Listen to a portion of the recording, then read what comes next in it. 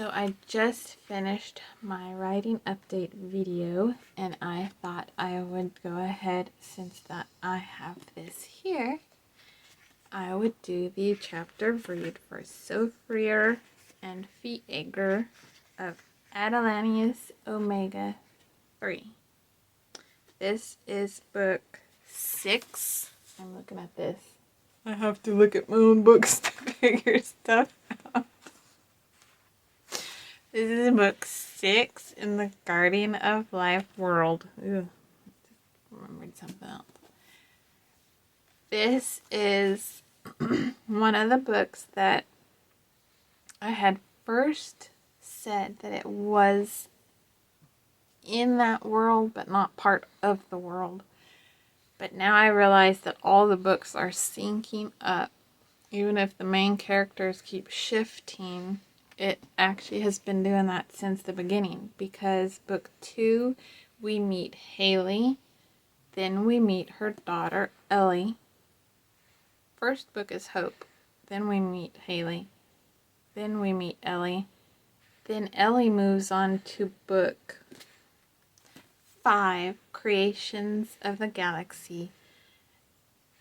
That one we meet Prism. Now we meet Annika Dinsmore. Book 5 and book 6 kind of interconnect between each other, because in the place that Annika grows up is a connection to Creations of the Galaxy, where Prism is kept in Creations of the Galaxy is a connection to Annika. So you can see it's part of the world, part in that world, connected. They're interconnected. They go in and out, kind of like the Dark Moon Dynasty universe does. So this is the continuation of a story, and you will see the connection to Stone, Jeremiah, Jack, and Ellie in the very back of this book. You will also end up, I'm not sure when I'll get to writing them and continuing them, but you'll also see the reintroduction of the others. And in this book, I think I put it in the beginning, but also in Creations of the Galaxy is a little thing to find that will tell you what is happening with Hope. Hope, not in Hope's book though. What is happening to Hope, you find out in, is it the 3rd book or the 4th book? Under Empty Stars, I believe, is the book. So you read that one, you find out what this and Creations of the Galaxy are discussing.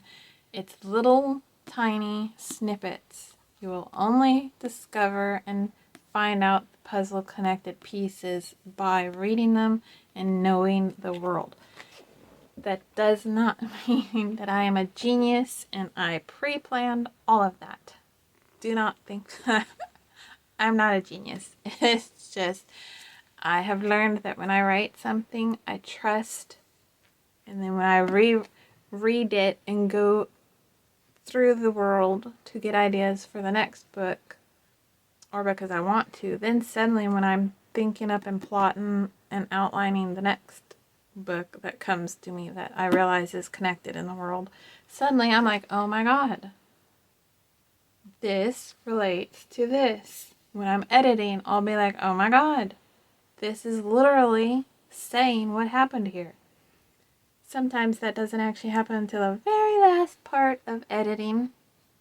But sometimes I'm such a genius and it happens right before I publish a book. So, a lot of this will tie into the rest. Can you hear my stomach talking? It's getting close to lunchtime. So a lot of this will connect to the Guardian of Life world, continue it on, and one day, I'm not sure when, because the ideas have not gone ping. I have a lot of like the thoughts that go into it and the want of more there and little scene snippets, but nothing has really come out yet. I'm still wholly focused on the Sorceress world. This is their entire planet is basically about to fall apart. Annika has had stuff haunting her since she was a little girl. She only knows bits of it. She only knows that things have been going kind of crazy for her in her mind. She only knows that she's been focused on extra by people her entire life, and she's always been kept on the outside, on the outskirts. The Sofrir in the world are the people who they are basically like empaths, but they have a heightened sense, and they are connected to the Divalna, which is kind of like a zombie, basically. Easiest way to describe. Where they can pick them up, they can sense them. Think more of like the World War Z kind of zombie people. They are super fast. They are not stupid. They don't lurch around like mindless things. They hunt. They are predators. They are good predators. So the Sofrir help to connect to where those things are, where the groups are. They can sense them out. They are put at the front of the group. They are the ones who have to lead the group. And the Pheirgr is just basically the hunter. I played with a lot of Norwegian names to find out all of these. As it says, they call us the Suffering. We are their guides and they are our shields. At this point in time, the Sofrir are being targeted by the Divalna because they know that that is the people who are able to find them when they want to hide. They are the ones who have a extra sense about them, an extra something that they cannot hide as easy from. So they are beginning to target them, especially the one particular one that everybody seems to want to keep away from. Everybody's putting her on the outskirts. They're shunning her. They think that something's wrong with her. And the truth is, there is something wrong with her. Y'all, you know what's helpful? Read half a chapter. I'll turn on recording. Oh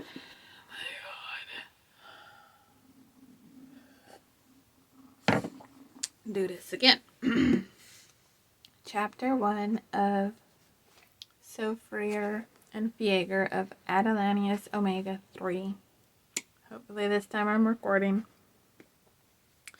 It had been a long, hard day of hunting Divalna. They were all exhausted, and Annika Dinsmore wanted to rest. Her feet and legs were killing her. Her head may as well go pop. Since she lived in the commune... Boy!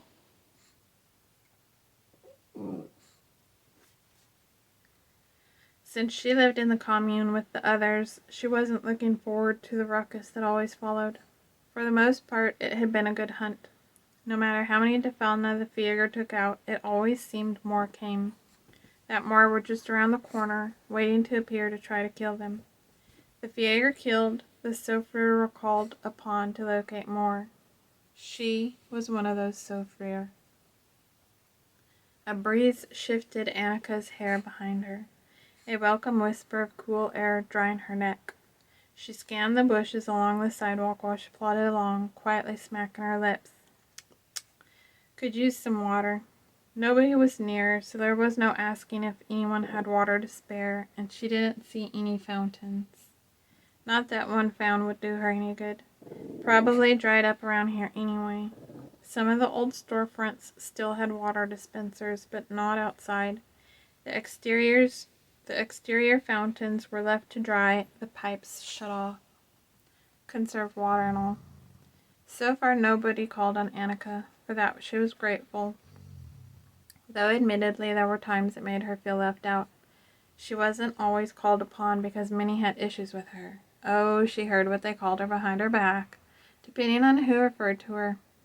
Many of them had their own nicknames. Only a few individuals held respect for her. Others, not so kind.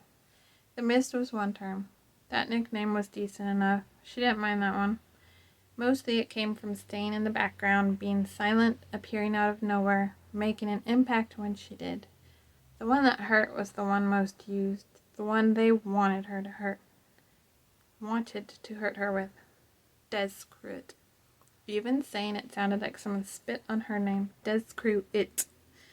May as well have cursed her name and spat on the ground. Undoubtedly they did behind her back or when she wasn't looking. Annika could be reckless as far as they were concerned. It wasn't about her, so it only bothered her to a point. It was about saving the humans and preventing the hordes of Defalna from gaining control as it seemed they were. There were more of them daily, stronger, meaner. She was sensing it, feeling the increase in them. It made her sick to her stomach. Many nights she woke from anxiety flooding her in waves. So at the moment she was by herself, wandering the long, empty, cracked pavement, once called a street, now with dried old bits of plant life in the cracks.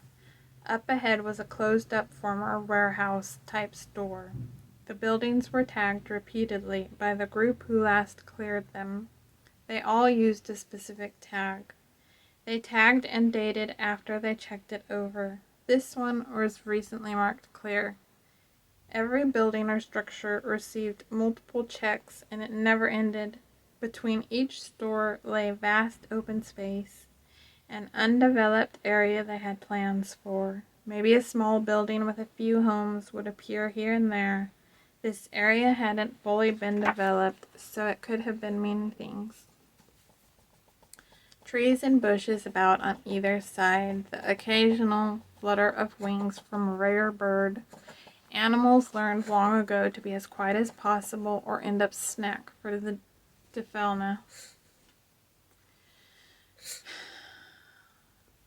As far as the Defalna were concerned, if there was blood, there was food. Flesh, even better. They loved brains, but also enjoyed the intestines. She supposed it was more what was inside the stomach and intestines. They loved the ooey gooey goodness found there. Ugh, Annika stuck her tongue out. Gonna make her lose her appetite if she kept it up. Annika was left by other Pheirgr who'd been led off by a fellow Sofrir. On the path of a horde of Defalna they sensed ahead. The Pheirgr were on it. She had no need, not when the Undertakers were involved. She would keep her distance. Many avoided anything to do with the top hunters. The Undertakers, the Butcher. They earned those names.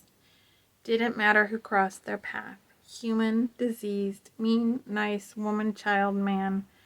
Rumors abounded. The Amaranthines even fell by their hand. Now them, on top of the Defalna? No thank you. She kept her distance from all of them. Amaranthines were better fighters. Had to be. They lived far longer than normal humans, so it meant a lot that they so easily took down Amaranthines as well as Defalna. Wasn't as if Defalna were some random weak thing to take on.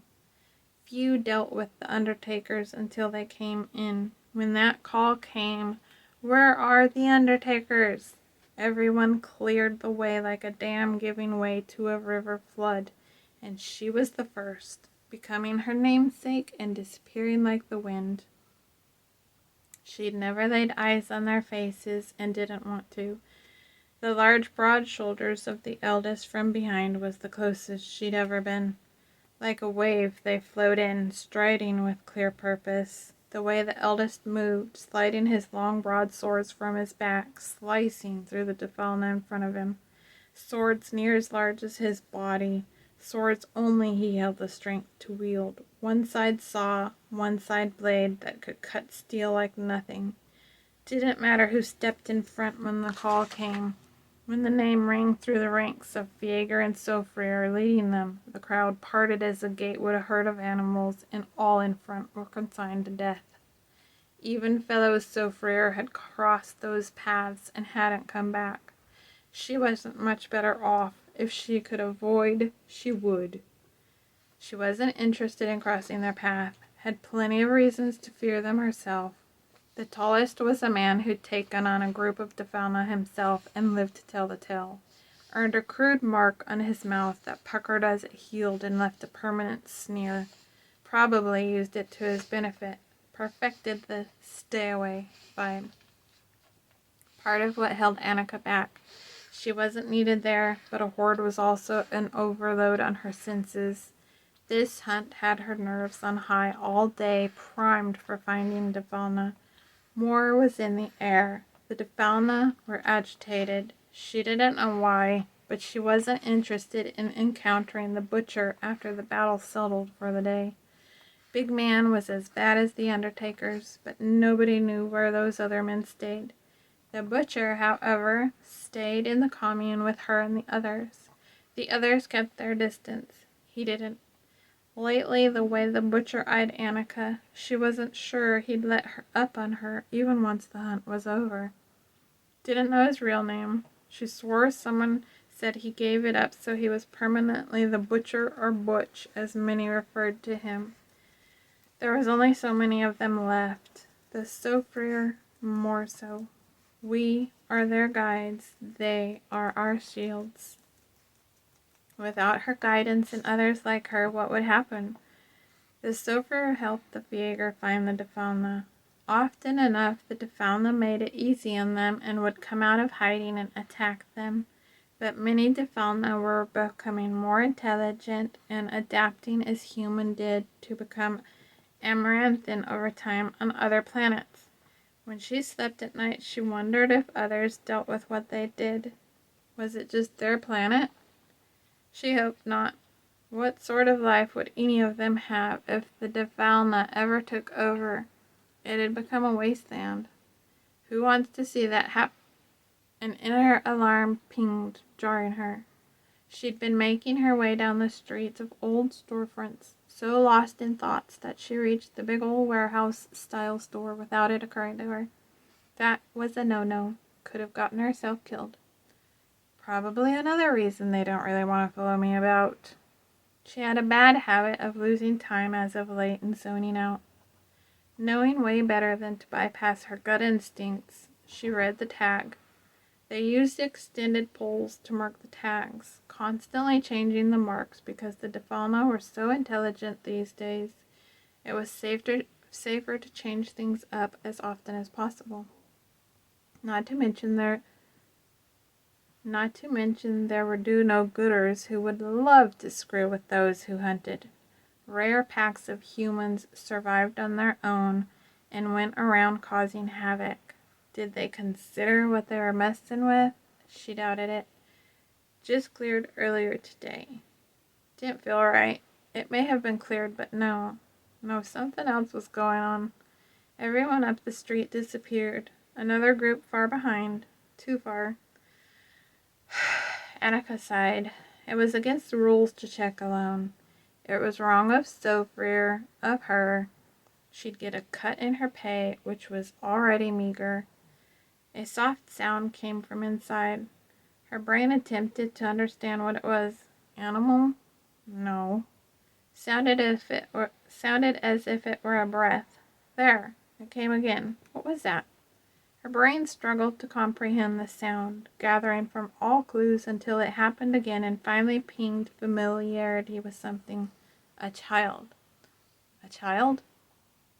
Her brow furrowed. Once more she checked up the street, then down. Where were the other groups? She heard soft murmurs, but couldn't yell for anyone. Shook her head and waved an arm. Hopefully someone saw it. Grumbling silently to herself, she stepped fully in view and hopped up and down, waving her arms. Nope, didn't seem anyone noticed. No return waves. A child. They were rare to find. What was the child doing out here? Once more the sound tugged her from inside. A flutter whispered across the back of her neck like butterfly wings. I'm gonna lose my pay. Her stomach rumbled in frustration at being empty. A small hiccup of fear as they held their sobs in check. They. Not just one. Finally she had enough. She couldn't wait. Annika stepped closer to the rolling door and tested the bottom. It was unlocked. That was strange. If it were checked, certainly it wouldn't be so easily opened. Scanning the streets, she determined there was no time. Finally, she gingerly rolled the door up, attempting to go so slow she made no sound, then ducked under and in.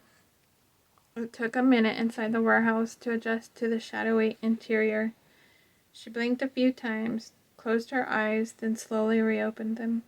In front of her were cash registers with the long belts cracked or broken, covered in dust. A wide counter at the end for the groceries to be grabbed and packaged. Boxes abandoned beneath the stations, shoved here and there in old dusty piles, covered in ancient webs. Parts of boxes were wilting and crumbling. The open and empty stall where the worker stood for hours sat silent and devoid of life. Dead bugs littered the floor where once the customer stood to check out. No conversations murmuring as workers called out. Customers chatted with friends and family, or the cashiers. No screeching of old carts moving along, or that one squeaky wheel that went haywire on a shopper. No thuds of groceries dropped, calls for the managers, children crying from boredom, people rushing to help one another. On the air remained the faint stench of mold and mildew clinging to leftover food in the food court to her far left, long since gone to other senses, not Annika's. To her far right, where once florists placed beautiful bouquets, nothing but dried twigs and xylophone bits fallen to the floor. Dust from dried leaves crushed into nothing. A layer of dust covered everything. Near a broken bud vase at the corner of the inlet shop was a broken skull, crushed.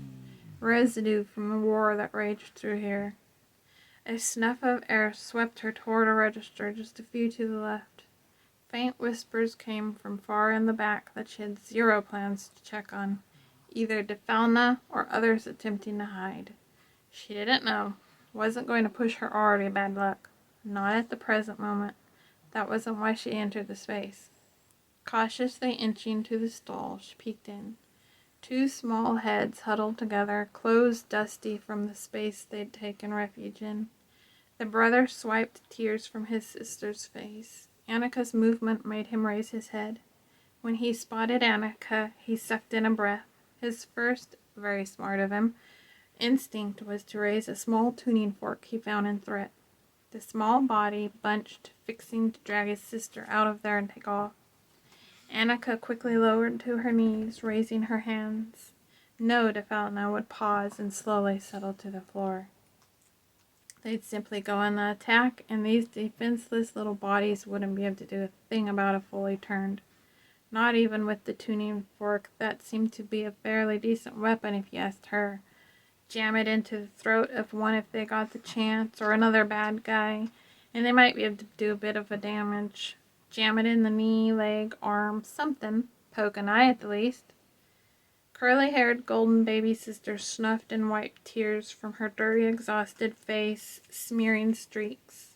Her sentinel brother didn't trust Annika, and she didn't blame him. "What are you doing here?" she whispered, attempting to gain traction on where the other noises were coming from. The boy, too, noted where she sensed a presence from. He kept his voice near whisper. "Mama told us to hide." Annika's brow furrowed. Their mother was here? Slowly her head turned left and right without her being fully cognizant of it. When it hit her, she rose to her feet, facing a palm to the floor, telling them in silence not to move. The boy, gathering she meant them no harm, slid his arm around his sister, tucking baby girl closer. Their mother felt as if a bunch of spiders crawled over her arms. Their mother. Every time the words moved through her mind, her nerves tightened. The hairs on her scalp tingled. She was infected. Turning. End of chapter 1. I will post chapter 2, not chapter 2, but the next chapter in my Discord for anybody who is, as I said, on the EA Everlasting tier and the Associates. If you want to listen to that and have access to it, check out my Ko-fi or Patreon. Links will always be in the description below. And I hope that you have enjoyed this. I will talk to you soon. There is more to come. And I hope you have a great day.